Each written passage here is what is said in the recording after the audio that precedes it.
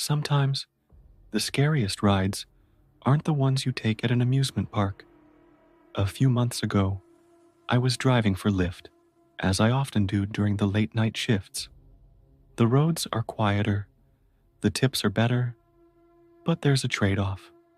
Every now and then, you pick up a passenger who leaves you with a story that sticks, and not in a good way.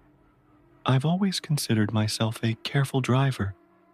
I've dealt with my fair share of odd passengers, but nothing could have prepared me for what happened that night. It started like any other shift. My beat up 2005 Volvo was humming along, the streets deserted as usual. Around 2 a.m., I got a ride request from a convenience store nearby. Seemed harmless, but something felt off. When I pulled up, the store was closed. No lights, no cars, just a guy pacing outside in a ratty hoodie with a hole in the sleeve. His movements were jerky, like he couldn't stand still, and he kept glancing over his shoulder, like someone was after him. I should have canceled the ride. My finger hovered over the button, but for some reason, I didn't. I unlocked the doors, and he slid into the back seat without a word. Big mistake. He didn't scroll on his phone or stare out the window like most passengers. No, he just sat there, staring at me through the rearview mirror, not blinking, not looking away, just staring. I tried to break the silence by turning on the radio, but he snapped at me to turn it off. His voice was deep, raspy, and it sent a chill down my spine.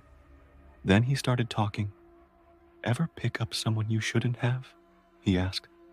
I laughed nervously, trying to keep it light, but he didn't react. He just leaned back and muttered something I couldn't hear.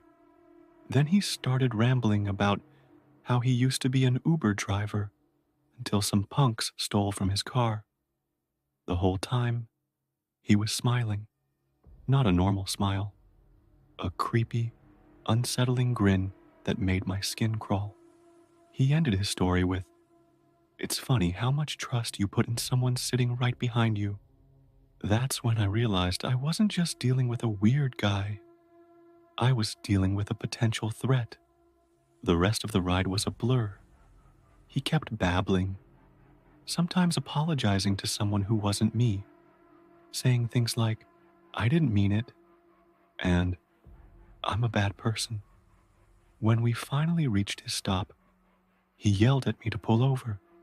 I did, and that's when I saw the police car behind us. He slouched down, trying to stay out of sight, and then he was gone. I later found out that a convenience store had been robbed that night, just 2 blocks from where I picked him up. I don't drive without a dash cam anymore. Sometimes, the quietest places hold the darkest secrets. After a traumatic experience in the city, I developed phonophobia, a fear of loud noises. Even the sound of a car horn felt like a jolt to my nerves. So, I moved to a secluded cabin deep in the Pacific Northwest, somewhere in Oregon. It was perfect. No neighbors, no traffic, just peace and quiet. For the first week, I soaked in the silence. Birds in the morning, wind through the trees at night. It was like the world had pressed pause. Then, there was a knock at the door. It was my neighbor, Michelle, an older woman with long gray hair and piercing blue eyes. She handed me a basket of preserves and said something I'll never forget. "Always keep your lanterns full, your windows shut tight, and your wits sharper than your axe." It sounded more like a warning than advice. That night, a thunderstorm rolled in. I was curled up on the couch when I heard banging at the door. It was Michelle, soaked to the bone, telling me she'd seen someone near my woodpile. I stepped outside, shining my flashlight into the rain, but I didn't see anyone. Later that night, I woke up to the sound of a branch snapping outside my window. I looked out and saw Michelle standing at the edge of the woods, staring at my cabin. The next morning, I found my front door smashed in. A burly, bearded man had broken in, trashing my living room before disappearing into the night. When the police arrived, they were useless. They searched the property half-heartedly and refused to check Michelle's cabin. But here's the kicker. When we got to her place, it was abandoned.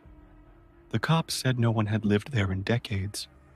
I moved out the next day. Some say Michelle was a spirit trying to protect me. I think she was a squatter with sinister intentions. Either way, I'll never forget that cabin in the woods. Sometimes, the scariest calls come from the unknown. My girlfriend Catherine and I have a holiday tradition. We spend Christmas Eve with my family, then drive through the night to her house for Christmas Day. It's always been my favorite part of the holiday. Just the two of us, blasting music on empty back roads.